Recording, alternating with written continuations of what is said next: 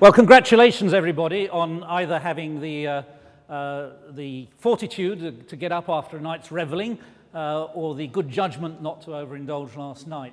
The first thing I want to say before I get into my topic is I want to make a declaration that no animals were harmed in the photoshopping of this picture. How to eat an elephant, a bottom-up approach to climate policy. Of course, you all know the answer to the question, how do you eat an elephant, right? One piece at a time. And that's really the gist of it. You can go away now, actually, you've heard the lecture. Basically, it's that we have really misconstructed climate policy and made it into far too big an object for us to get our arms around and deal with it. And in a nutshell, what I'm going to argue is we need to deconstruct it into some manageable bite-sized pieces that we actually can get a handle on. I'm going to start out with a riddle, why climate change is like a Christmas tree. And I'm going to tell you a little story about when I was a junior researcher at the Oak Ridge National Lab in Tennessee back in the mid-1980s when I first started getting interested in climate change. And at that time, I made a proposal to the lab director that we should have a small project or program on the topic of the human and policy aspects of climate change, people just getting interested in the science, just developing the climate models, and so on and so forth. And he, being a wise lab director, referred this to a committee of greybeards, and they did literally have greybeards, to see whether they thought this was a good idea. And I was approached by one of this committee in the corridor of the lab, who said to me very gravely, "Steve, I hear you're interested in climate change." I said, "Well, yes, Milt." He said, "You're wasting your time, son." He said, "It's never going to be a major public policy issue." And I said, "That's interesting, Milt. Why is that?" He said, 3 reasons. It's too far in the future. The science is too uncertain, and finally, there's no simple, easy villain to blame. And I thought for a moment, I said, you know, Milt, you're absolutely right. Those are the 3 main reasons why climate change is going to become a major public policy issue. Because it's like a Christmas tree.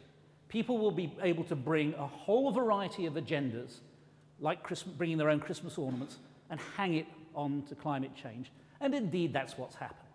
Over the years, climate change has gone from being a fairly straightforward atmosphere and environment issue to being a development issue, an equity issue, an economic issue, a technology issue, you name it. You can see how basically people have come along and they've used the idea that somehow or other there's this big carbon stick that we can beat people into changing their behavior as a way of getting their issue dealt with under the climate change umbrella. And eventually what happened was the bandwagon collapsed, the wheels fell off, the oxen fell over and died at Copenhagen, essentially, where it became quite clear that the Framework Convention and the Kyoto Architecture had basically fallen apart.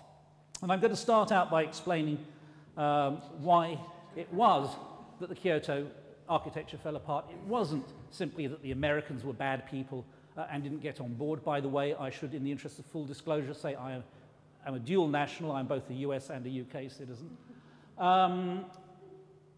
But it wasn't just that the US didn't get on board, or later China came along and messed things up. It's that the architecture was fundamentally flawed from the start. Indeed, it was a case of the wrong trousers. And I take it I don't have to explain the story of the wrong trousers to this audience, although I often do when I have to go to the US.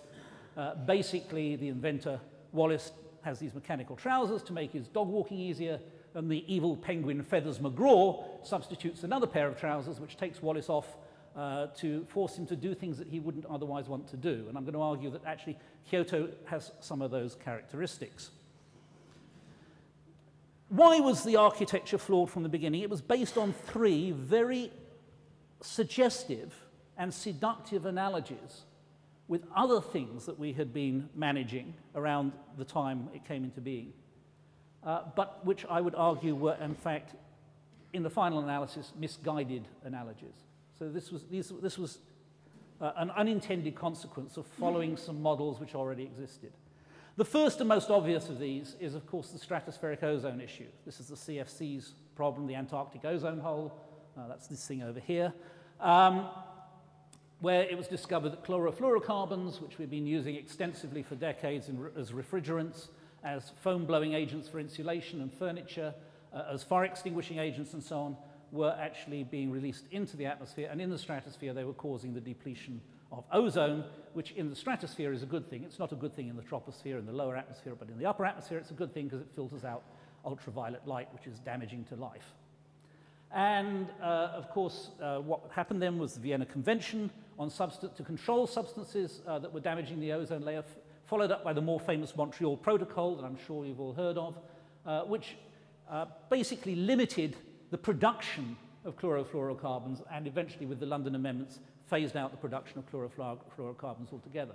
Now you can see how this is suggestive for dealing with carbon dioxide, right? It's about gases being released into the atmosphere from supposedly industrial activity, from human activity. You had an architecture here which had actually been very successful in coming to grips with the problem. Only the analogy was highly imperfect. Because with CFCs you were dealing with a small suite of artificially produced gases, manufactured gases, produced by a small number of manufacturers, small number of companies, in a small number of countries, and most importantly, for which there was a readily available technological substitute that could be put into place in those air conditioners to blow foam and in fire extinguishers without having to have a radical technological upheaval. So the analogy was flawed. By the way, one of the things we might have learned from the chlorofluorocarbons example, but didn't, was that the Montreal Protocol controlled production of the gas, not emissions of the gas. There's nothing in the ozone treaty that prevents you releasing chlorofluorocarbons from old refrigerating equipment and so on. Now, people have had the good sense not to try to control that, but that's not part of the architecture. It was phasing out production. Excuse me. Yes? Could you speak into the mic? I'm having difficulty hearing you. You're having difficulty hearing me. Okay, I'm sorry. That's most unusual. I apologize for that. The second analogy was that of the sulfate aerosol program of the US Environmental Protection Agency. Basically, the problem here was in the 1980s that the US became very concerned about acid rain caused by sulfate emissions from electric power plants. And after a long scientific inquiry called the National Acidic Precipitation Assessment Program, which actually got nowhere, it produced a surfeit of science from which the politicians then cherry-picked according to what their pre-existing political preferences were. Does this sound familiar, by the way? Climate science. So after this long, unconclusive scientific program, basically what the Congress decided to do was to cut through the Gordian knot of the problem and introduce sulfur trading. Now, the purpose of sulfur trading was basically to allow power plants that were burning high sulfur coal, dirty high sulfur coal, to continue to do that by buying emissions permits from plants that were burning much cleaner coal from the western states. And this was a way essentially of allowing powerful state senators like the Senator for West Virginia to defend the economy of his state, which was of course a dirty coal producer. This actually worked very well. So people felt that this would be a nice model for climate change. It would be economically efficient indeed if we were to have carbon dioxide emissions permits that people could trade. And that way you find the most efficient places to reduce carbon dioxide would emerge, and they would sell off their surplus permits to the people who were less efficiently able to, or less readily able to make the reductions. All sounds very sensible, except again the analogy is highly imperfect. Because what we're talking about is a single gas, sulfur dioxide. We're talking about a small number of traders, US electric utility companies. And we're talking about trading taking place within a single legal regime that can enforce contracts. None of these conditions, of course, applies to climate change. It would be hard to imagine in a situation where you have international emissions tradings, where a country says, oh, okay, sorry, we've exceeded our cap, we've used up our quota, but our economic development still requires us to emit more, and we're not going to buy permits because we're a developing country, or we're not one of the major emitters or so forth. It's very hard to imagine what kinds of sanctions realistically we would impose on a country that broke the regime in that way. So that wasn't a very perfect analogy either. The third, and this is one that surprises a lot of people, is actually the strategic arms reduction treaty. And people are kind of puzzled by this. What's the analogy between reducing nuclear warheads and climate change policy? Well, it introduced the idea of mutually verifiable reductions. At the core of the Strategic Arms Reduction Treaty was the idea that the US and the Soviet Union would reduce the number of warheads, nuclear warheads they had, and they would actually be able to verify that the other country had kept its part of the deal. And for people who are, for anybody who's skeptical of the fact that this directly informed the climate talks, I'd remind you that before Al Gore was known as an environment wonk, he was actually better known as a national security wonk. That was the main focus of a lot of his activity in the 1980s. And it was, in fact, his chief of staff, Leon Firth, who took this idea from the Strategic Arms Reduction Treaty negotiations directly into the climate architecture. So I've explained why I think the Kyoto architecture was shaped the way it was, and the reasons why it was actually doomed from the beginning and was not just simply frustrated by the misbehavior of a few states. And I'm going to argue that the right trousers, in a sense, have three legs, and that they're technological legs. The first of these is energy modernization. The second is technology to cope with climate variability, adaptation technology, not just to climate change, but to variability. And then a new emerging area, which we have to take seriously, but is fraught with all sorts of potential problems, which is the idea of climate remediation or geoengineering. Just to reassure you that this is not a critique that has come late in the day, these are just a few publications that outline the kind of a strategic approach that I'm going to describe to you. You can find Climate Pragmatism and the Hartwell paper on the web if you Google for them. If you want a copy of Human Choice and Climate Change, it's 4 volumes. I'd be very happy to send you one if you send me an email. The challenge is staggering. This is the IPCC's projections of the impacts of carbon concentrations in the atmosphere on atmospheric temperatures over the course of the next century. And unfortunately, the bad news, there's worse news later, but the bad news is we're on the top of this curve.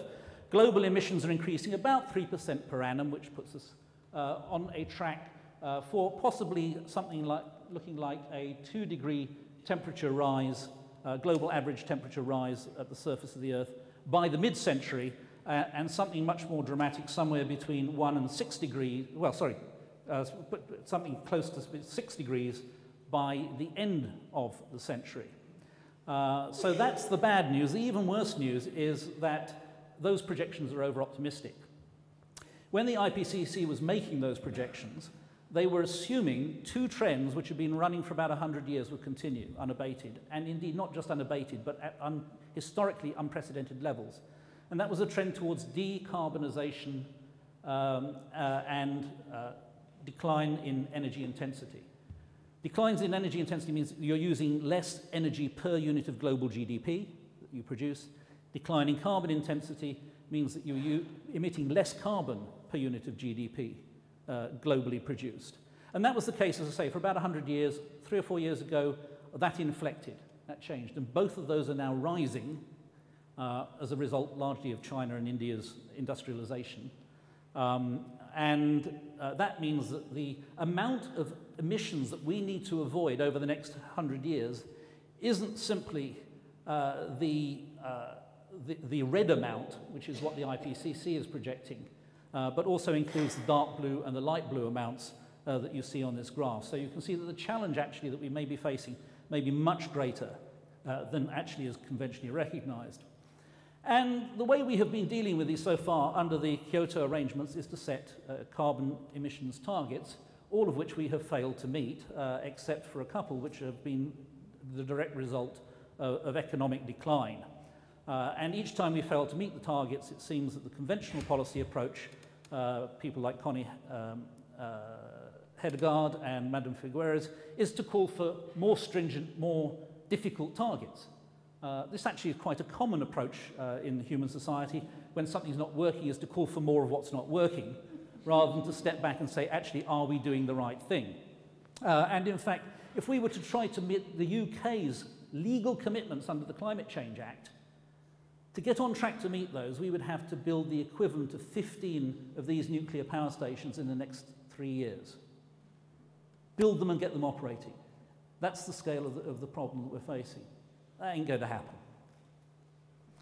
Now, I'm going to argue that emissions mitigation is an energy technology problem. There's a complicated equation on the top there by a Japanese economist by the name of Kaya, which is the formal expression of the relationship between carbon emissions and energy and technology. I'm just a humble anthropologist, and that's a little bit too complicated for me, so I've reduced it to this much simpler formulation at the bottom here.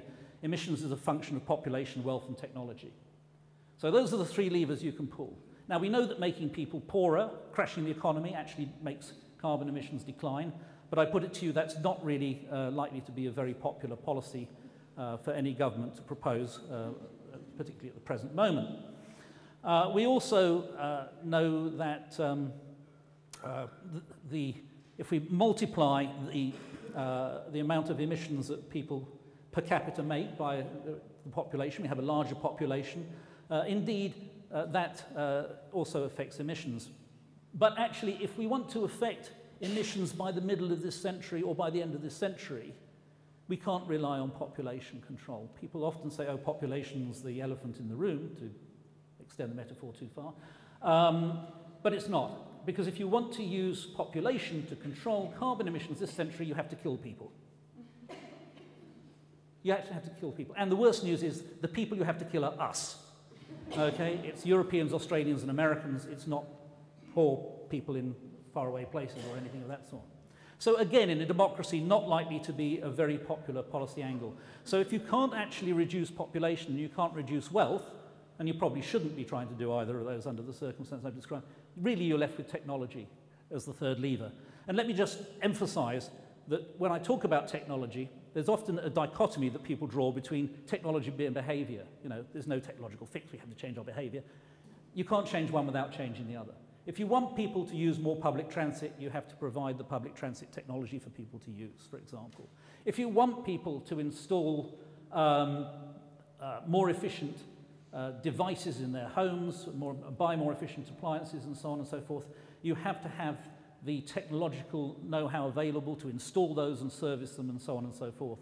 And any of you who've tried to get a builder to do any building extension on your homes recently will know that if you try to get the builder to put in place the latest bit of kit that you've read about, the builder says, oh no, I can't do that, we don't do that, and so they want to stick with what they know. So the kit and the behavior are intimately intertwined with each other. You can't change one without changing the other. And I want to also emphasize that when I talk about energy modernization, I'm not talking about an incremental move up the S-curve here on the left. We're talking about shifting fundamentally the technology system from the left to the right so that we're on a completely new trajectory. What are the current obstacles to energy modernization? Actually, they're twofold. They are largely that the bits of kit we have, things like wind turbines and solar cells, are still too expensive. So clearly one of the things we need to do is to bring down the unit costs of those technologies. The other big problem we have is integrated grid storage, particularly in an era where we have more than half the population living in big cities. We're not all going to have a windmill and a solar panel on our roof to provide for our needs. We will still need central station electrical generation, and we need to store the energy when the wind isn't blowing and the sun isn't shining, so that we have that available for people to use. And at the moment what we do is we pump water uphill into a reservoir in the daytime when we're using those renewables, and then we let it out at night to drive a hydro turbine, which is not an effective way to do things. The other thing that I want to say about energy modernization is that there's an imperative to do it for its own sake. Because we are actually faced with a situation where we have 1.6 billion people on planet Earth who do not have access to safe electrical energy. And I put it to you that that's actually really an appalling situation for us to be in at the beginning of the 21st century. If we want to provide those 1.6 billion people with access to safe electrical energy, we're going to have to increase the amount of renewable energy that we have available, or at least non-carbon emitting energy, renewable and nuclear perhaps, from currently something about, I think it's about 1.5 terawatts up to something like 13, 14 terawatts of electricity. electrical power. So this is a really strong imperative for other reasons. What are the challenges to energy modernization? My apologies to anybody who came to my lecture at Keble yesterday. The next few slides repeat, in part at least, some of the things I said there. One of the challenges is lock-in. We get locked in to particular technological configurations. You all recognize this sequence of letters, right? It's the top line of the English keyboard. Does anybody here know why that's the top line of your typewriter, of your computer? Yes. When the typewriter was first introduced, typists were too fast. And the keyboard design was introduced to slow typists down. Now, when I started my job at the Oak Ridge National Lab, which I mentioned earlier, in 1983, I had one of these things on my desk, an IBM golf ball typewriter. No keys, so you didn't need to have that keyboard configuration even then. A couple of years later, I had one of these, an old Apple II computer, not even any printing equipment actually there at all, and still the same configuration of the keyboard. And indeed, we still have it on our latest keyboards. And why do we do this? We do it because the technology is not just standing on its own, it's embedded in all sorts of other configurations and systems, which include the existence of touch typing manuals, touch typing classes, secretarial schools, so on and so forth. The fact that a lot of us are already used to that keyboard and we'd have to retrain our fingers into a different configuration. So that's one example of how we get locked into particular technologies. Another issue is path dependency, I wonder if people would find it credible if I told you that the reason why the shuttle boosters here on the right-hand picture are the size they are was because of the Roman war chariot. I can quickly run through that for you. The shuttle boosters were built by Morton Thiokol in the Midwest of the United States. They had to be moved to Florida to the shuttle launch site by train. Therefore, the limiting factor was the size of the train tunnels. Why were the train tunnels the size they were? Because of the gauge of the rails. Why was the gauge of the rails what it was? It was the 4 foot, whatever it is, and a half, that's the standard English gauge. It was because American railways were built by English railway engineers. Why did English railway engineers use that gauge? Because when they first built trains, they used the trucks that were used down coal mines on rails to pull behind the first steam engines, and they were already of that gauge. Why were those trucks, those mining trucks, have the axle length they did? Well, they were made on the same jigs that carts were made on. And why were carts have that axle length? Well, it was a standard medieval cart axle length, because the wheels of the carts had to fit in the ruts on the road, otherwise you would break the wheels frequently, and this would not be practicable. But why were those ruts the different distance they were apart? Well, because in fact the ruts came into being in Roman times with on the Roman roads with the Roman war chariots cutting those ruts. In fact, if you go to certain places on the Via Appia Antica today in Rome, you can actually see these very deep ruts in the road where the carts cut those ruts. So basically it was the axle width of the Roman war chariot that determined everything I've said beforehand. Why was the axle of the Roman war chariot the length it was? It was because it was pulled by 2 horses. So you can see, in fact, that you can trace the history whereby the Morton Thiokol booster on the shuttle was the size it was because of the size of a Roman's horse's arse. Okay. Now, this may be a little fanciful or even apocryphal, but it does make the point that there are kinds of path dependencies in systems that we have to overcome that we're often not even aware of.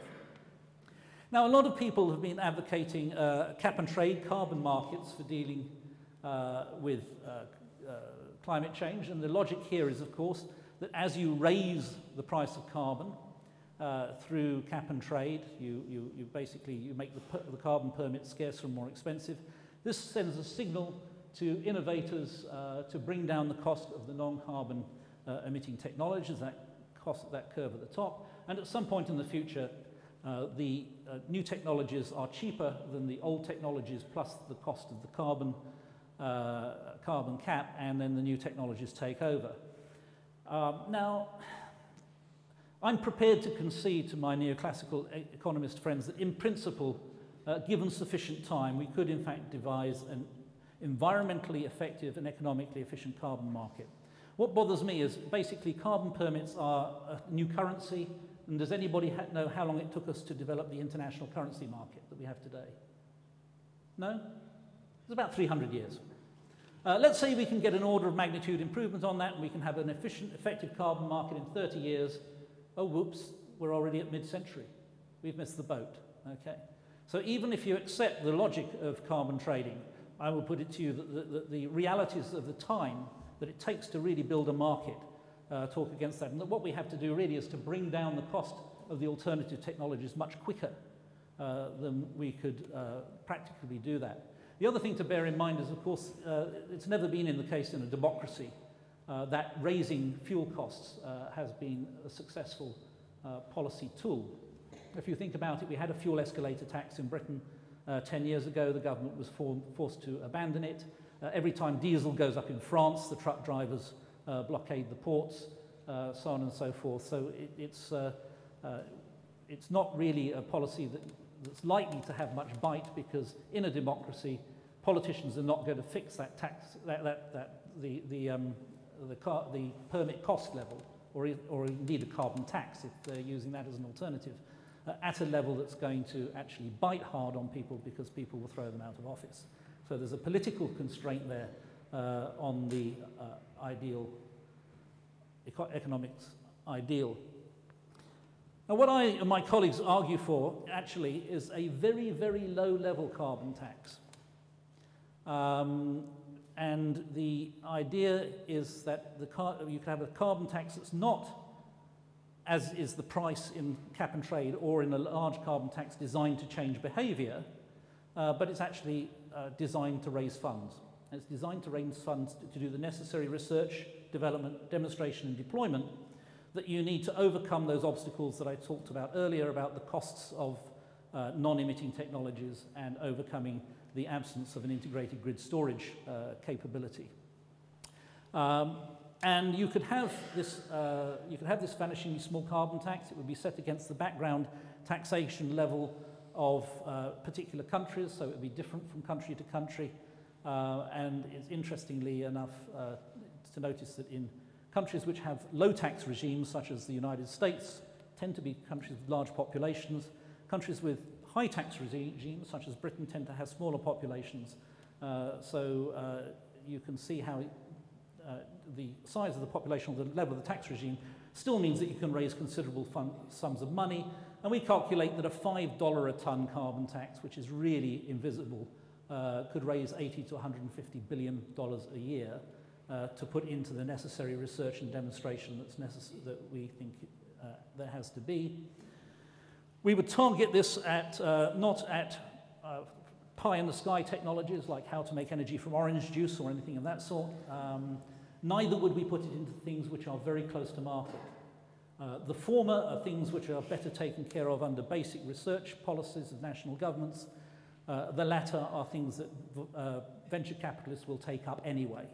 So it's things that are really in the 3 to 12, 3 to 15-year range away from being applicable that we would need to concentrate on.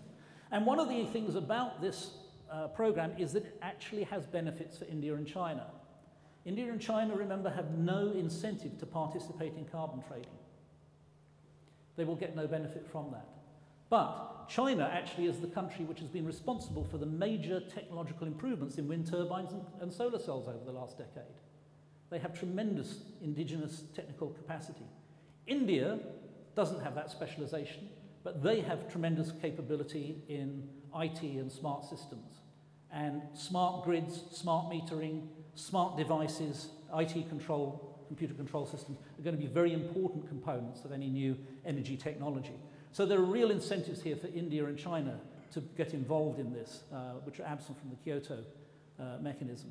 And then finally, we find that even people who are skeptical about climate change or skeptical about the human causes of climate change tend to respond positively to concerns about energy security, which obviously this technology would be helpful with. The problem is, of course, if you have this $80 billion a year to spend, how would you spend it?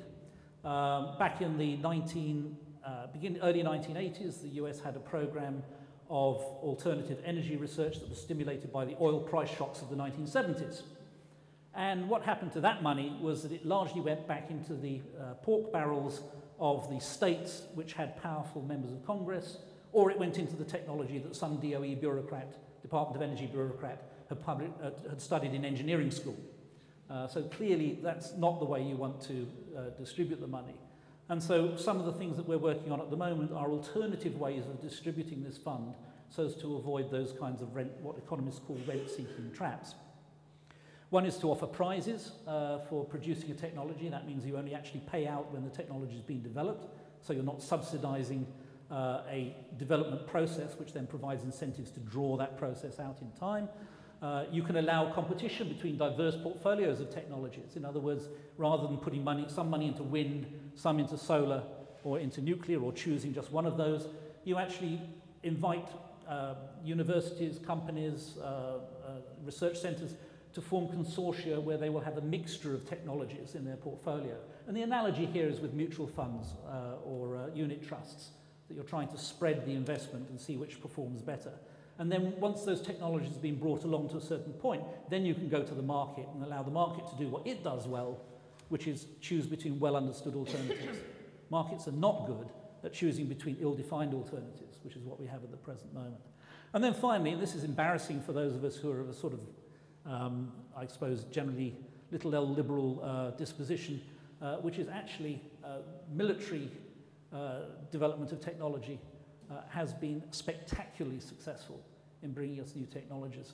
For example, only 20 years ago, a GPS system was about the size of a suitcase and cost $20,000. Now, I'll wager you're all walking around with one in your pocket because you've got one built into your smart mobile phone.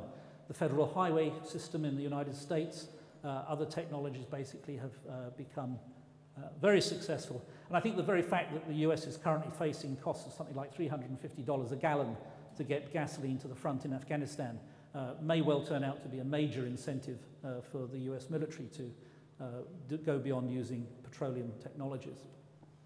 We also, however, have a problem with getting rid of the old. We assume that when we put new technology in the top of the system that the dirty technology drops out of the bottom, but that actually doesn't happen. We still use as much of everything today as we ever have, except one energy source. Does anybody know what energy source we've given up as a... No, we've used plenty of coal. Sperm whale oil, yes, exactly. And it wasn't because we were running out of sperm whales. It was because kerosene was cheaper and easier to source. But critically, you could burn it in the same lab. So you had a transitional technology that took you from one fuel, sperm whale oil, to kerosene. So one of the things we need to think about are transitional technologies so that we can get away from this situation at the moment where what happens is we put in a clean technology, it reduces the price of the dirty technology, and that just moves somewhere else in the world. It's a bit like you go out, you go buy a nice new energy efficient refrigerator at Currys, they come along and deliver it, and then you turn around to your spouse and say, well, what should we do with the old one? Oh, I know, we'll put it in the garage and keep wine in it. You know, and that's what happens on a global scale at the moment, and clearly we need to address that. I'm going to go on to talk a little bit about technology for coping with climate variability. So this is now the second leg of my three-legged trousers, the idea of adaptation. For many, many years, we couldn't talk about adaptation. It was a bit like, as I've already mentioned, I lived in Tennessee for a long time. Talking about adaptation throughout the 1980s and most of the 1990s and into the 2000s was a bit like talking to Southern Baptists about sex education in schools. You know, we don't want to go there because even if we talk about adaptation, it will encourage people to continue to emit carbon dioxide. In other words, it will encourage people to continue with their bad behavior. That has now changed as it's recognized that we are committed to a certain degree of climate change to which we will have to adapt. But even there, we're faced with this problem of scientific uncertainty about what would you adapt to, over what timescale, and so forth. So I'm suggesting shifting focus from trying to predict and provide about adaptation to trying to improve the flexibility and the capability of societies to respond to climatic change. And I think the way you start doing that is getting them to respond better to existing climate variability. The UN Framework Convention on Climate Change talks about avoiding dangerous climate change. But as my colleague at UEA has said, Mike Hulme has said, climate's always been dangerous. It still is dangerous. This is New Orleans. climate was dangerous. Although actually it wasn't increasing hurricane events that caused this, it was the technological failure of the dams and levees.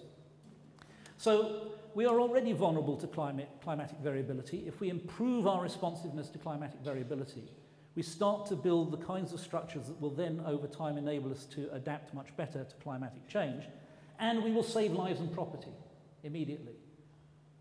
Emissions reductions are all very well, but emissions reductions will not save lives and property in the next 60 years. And the reason for that is because it takes a long time for changes in greenhouse gas emissions to work through the atmospheric system and to bring about changes in the way in which the greenhouse effect works. We're often told that hurricanes are increasing in intensity and frequency. That's actually not true. There is a slight trend towards increase if you take the last 50 years, but if you go back 100 years, that trend disappears. The worst hurricane on record was still the Galveston hurricane at the beginning of the 20th century. But what is happening is that the damage costs from rain and water and wind damage from hurricanes have just absolutely skyrocketed. Why would that be? So if hurricanes haven't increased in intensity, it's because we put expensive infrastructure in silly places. This is Miami Beach today. Okay, Miami Beach, a barrier island on the edge of the Caribbean. This was Miami Beach in 1925. Okay, damage cost going up today, 1925. Seems to me that's a no-brainer, isn't it? You know, it's asset location. So really putting infrastructure in vulnerable places that's not properly adapted to the conditions that it's likely to face is one of the things that we currently suffer from, and we could avoid. We can protect areas like cities at the present moment through this kind of technology. This is the Thames Barrier, which I think actually is a beautiful artifact, as well as one that has been very important in protecting London from storm surges over the past few decades. It's now coming to the end of its useful life, and there's consideration of what to do to supplement it. And interestingly enough, the Thames 2100 programme, which is examining this, is looking at a lot more these kinds of flexibility ideas and recognising the limits of hard defences. And you could build these kinds of things to protect London. You could do it to protect New York City if you put a barrier across the Verrazzano Narrows, something like that. You're not going to be able to do it for Bangladesh. The Ganges Delta is simply just too diffuse. And Bangladesh imports stone. They import rubble, actually, other people's demolished buildings, because they have a shortage of stone. They're not going to have the capability to engage in a lot of that hard style protection. And this is where we can actually learn from marginal people in marginal societies.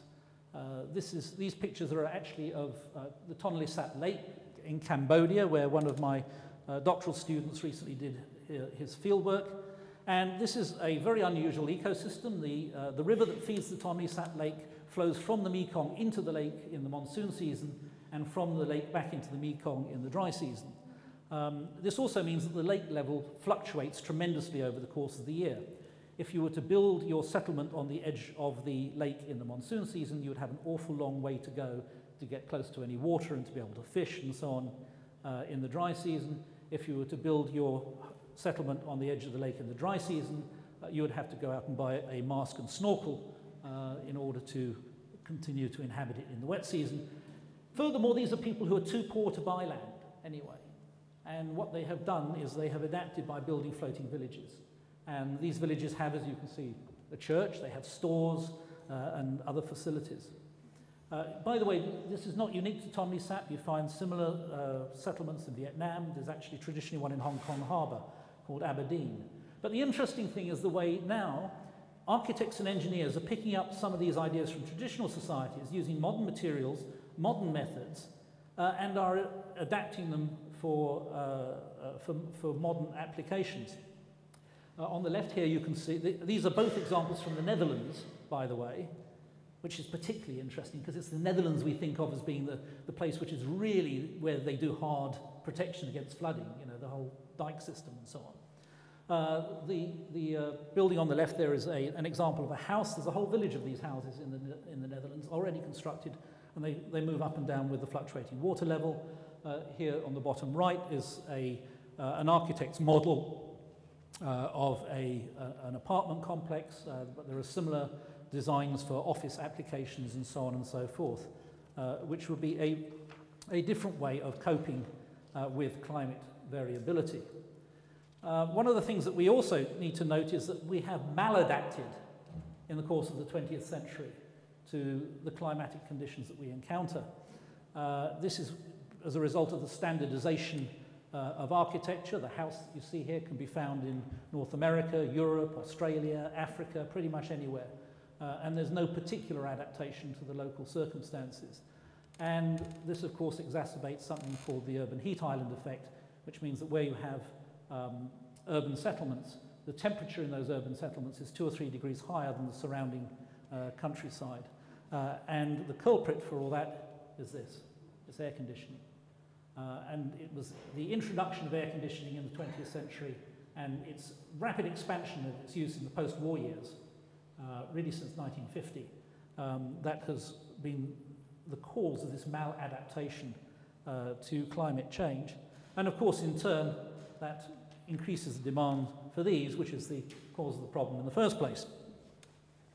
And I think it's interesting, again, to see where architects and engineers are now beginning to take a new look at old technology. On the left here, at the top, you can see something which is called the Queenslander house. This is a typical example of housing that was built in the first half of the 20th century in Queensland, in Australia. You can see it's very well adapted to a hot environment. You've got 360-degree air circulation. You've got very wide overhangs of the verandas there, which provide for maximum natural cooling. Unfortunately, what happened when air conditioning was introduced into Australia is a lot of people then filled in the bottom, the ground floor here, to make a more conventional house. Many of them regretted that in the recent floods in Queensland, because not only is this well adapted to temperature, to provide cooling, it also provides some measure of protection against flood intrusion.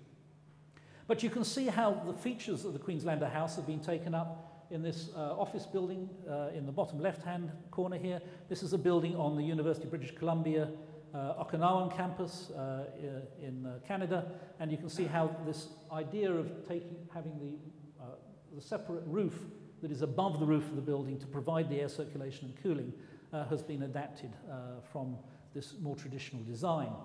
Another example here is the Middle Eastern Wind Tower. You find these all over the Middle East, Morocco to Yemen. The idea here is that the wind blowing over the level of the rooftops forces air down into the building underneath to provide cooling without using any fans or electrical devices whatsoever. And Norman Foster, in his project in Masdar in the United Arab Emirates, took that idea, presented it to aeronautical engineers, and got them to design real state-of-the-art wind towers using modern lightweight metal materials, which he's installed in Masdar. This one is actually designed to bring cooler air from above the city level down into a public plaza, but there's a much more sophisticated system he also has for driving air down underground and cooling the air in the naturally cooler rock underneath before bringing it up to the surface. So we can see there's all sorts of intriguing possibilities for technological change here if we look imaginatively at the technologies that we have discarded during the 20th century by the application of the use of the air conditioner. In my final 10 minutes, I'm going to now turn to the third leg of the trousers, and I should say that this is actually much more contentious than anything really that I've talked about as yet, and that's the idea of deliberate large-scale manipulation of the planetary environment to counteract anthropogenic climate change. That's the definition of geoengineering provided by the Royal Society in this report, of which I was one of the co-authors in September 2009. I should emphasize that at the moment what we're talking about here is we're talking about what social scientists call technological imaginaries. What this means is that basically these are concepts at early stages. We do not have any fully developed geoengineering technology.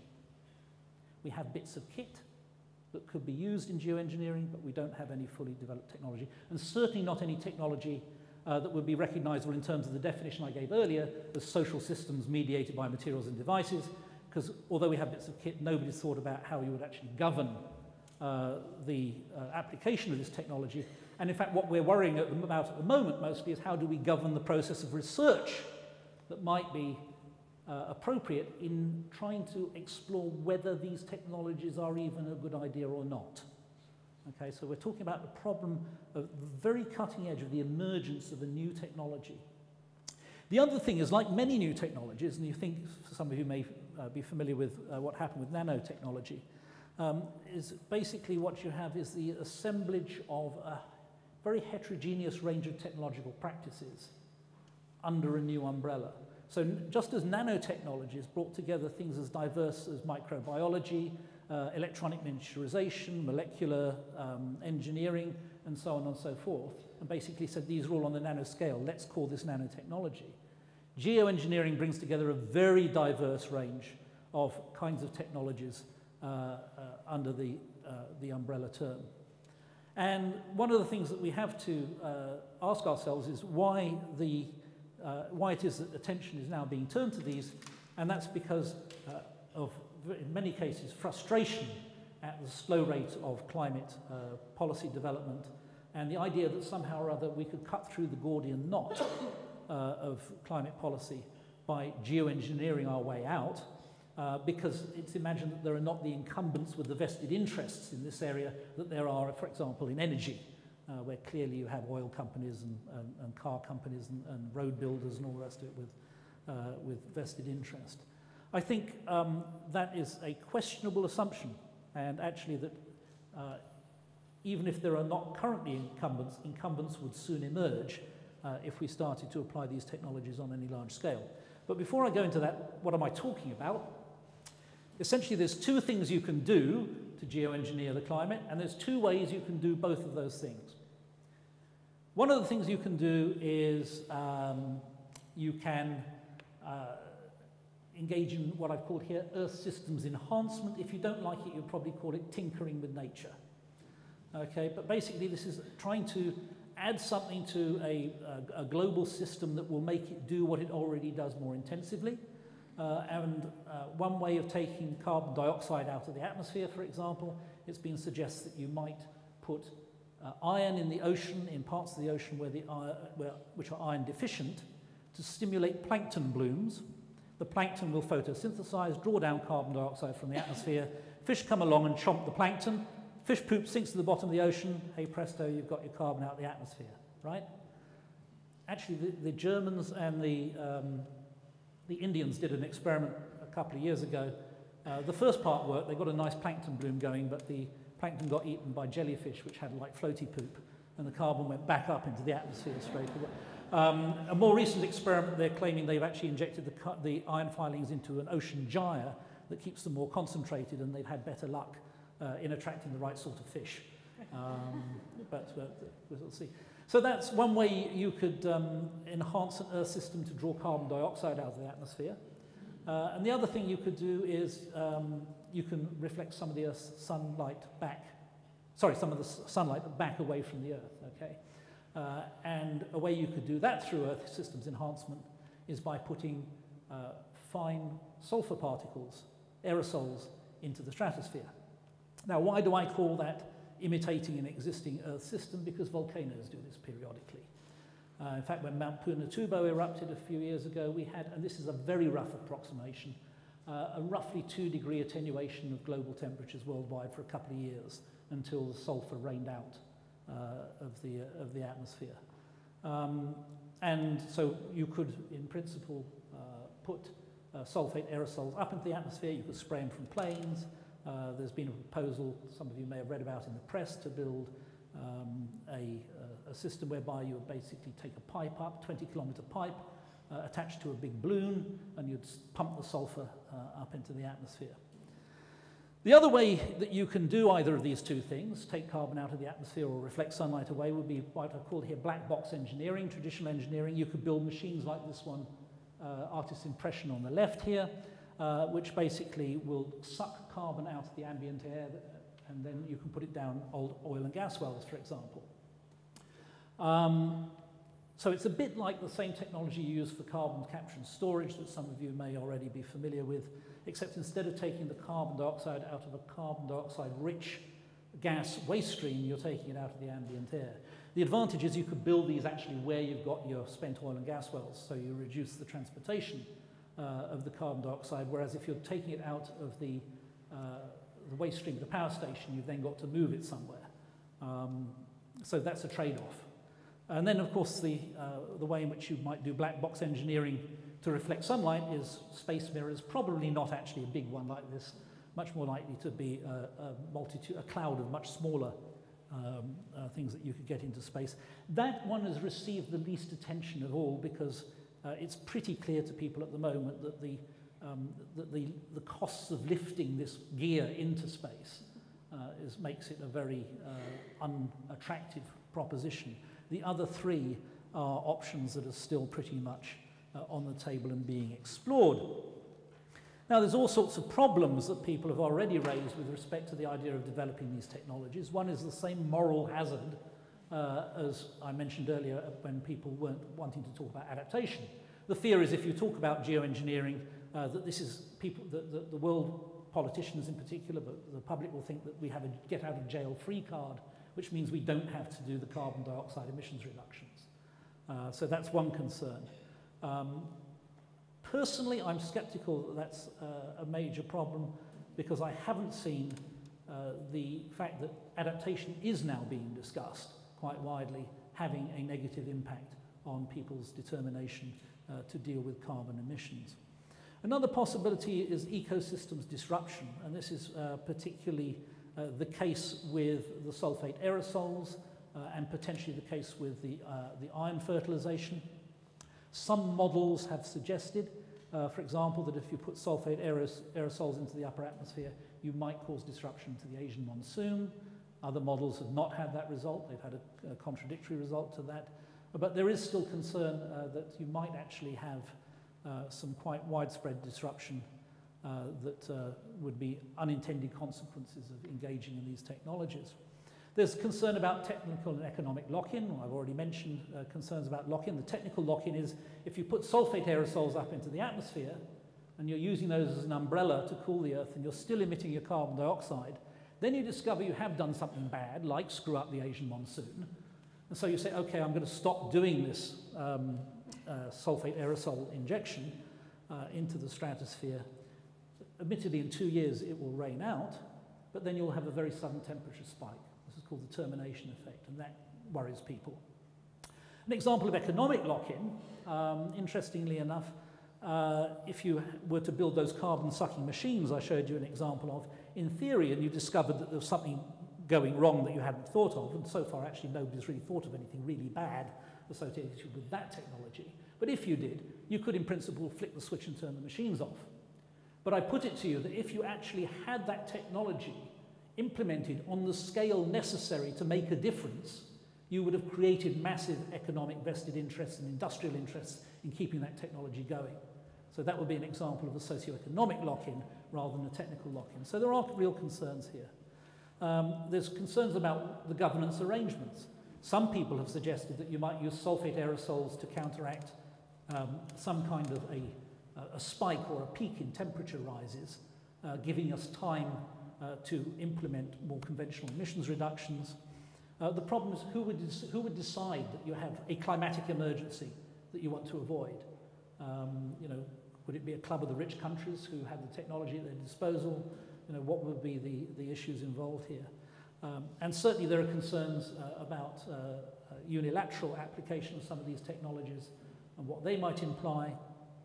Imagine, for example, that India had done some sulfate injection a couple of years ago just prior to the floods in Pakistan. It doesn't matter whether or not those floods were the result of that aerosol injection disrupting the local climatic conditions. You can imagine that the political pressures for a conflict there would be extremely high and extremely dangerous. And then finally, there are those who just simply worry that geoengineering will disrupt the existing climate policy architecture. As you've already guessed, that doesn't bother me.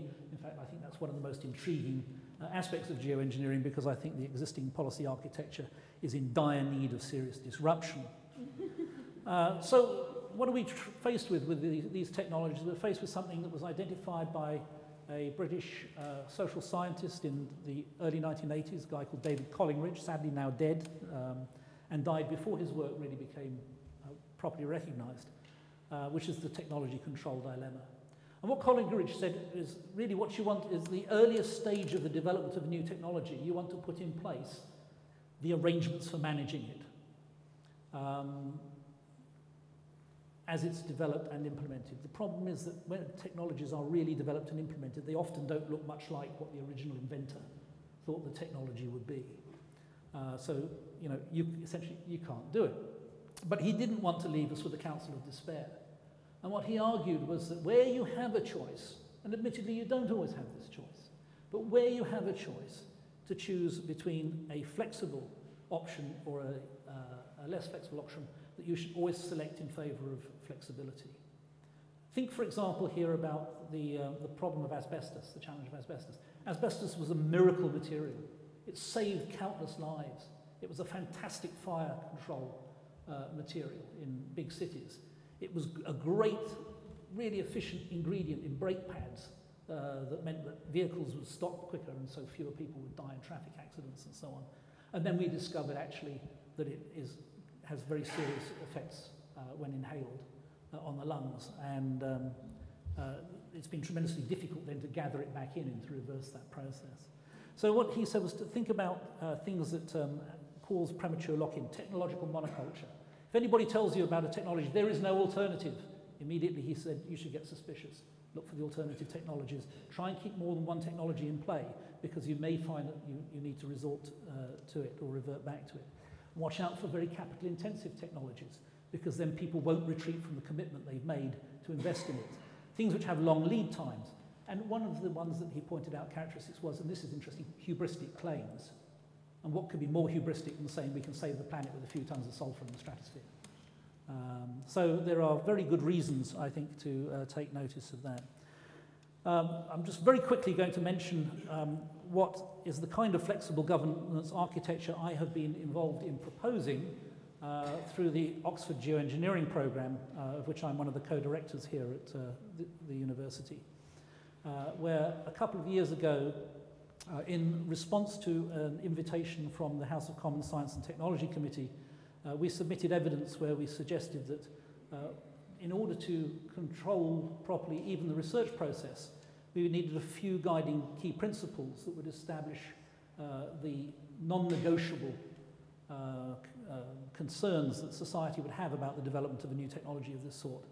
And then because each of the technologies are so different, you would have specific research protocols nested underneath those, which would be developed at each stage of the development of the technology that would be very specific to that. So the protocol for stratospheric aerosol injection would not be the same as the protocol for carbon capture and storage using machines, and the timeframes and the stage gates at which you would need to review the protocols would be different for each technology. But all of those protocols you would have to refer back to the guiding principles. And these were the 5 principles that we proposed at that time. I'm not going to go through them in detail, but basically these were derived principally by social scientists who had looked at the kinds of things that people worry about with the emergence of new technology, such as nanotechnology and so on and so forth.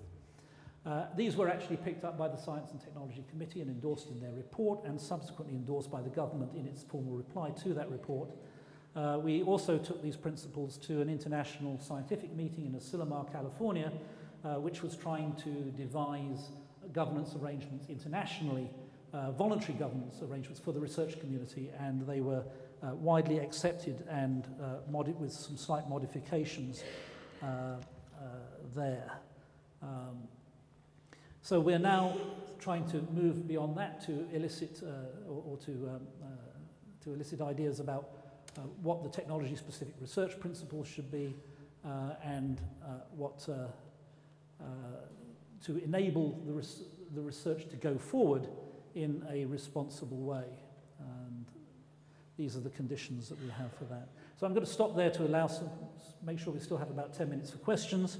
but I'll just leave you with a final thought, and this art installation from a man called Thomas Saraceno, who's an Argentine artist working in Germany, and a lot of his work actually involves making these very, very lightweight bubbles with slightly warmer air in them, and then he puts figures in them and vegetation and so on, and the installations are called Cities in the Sky.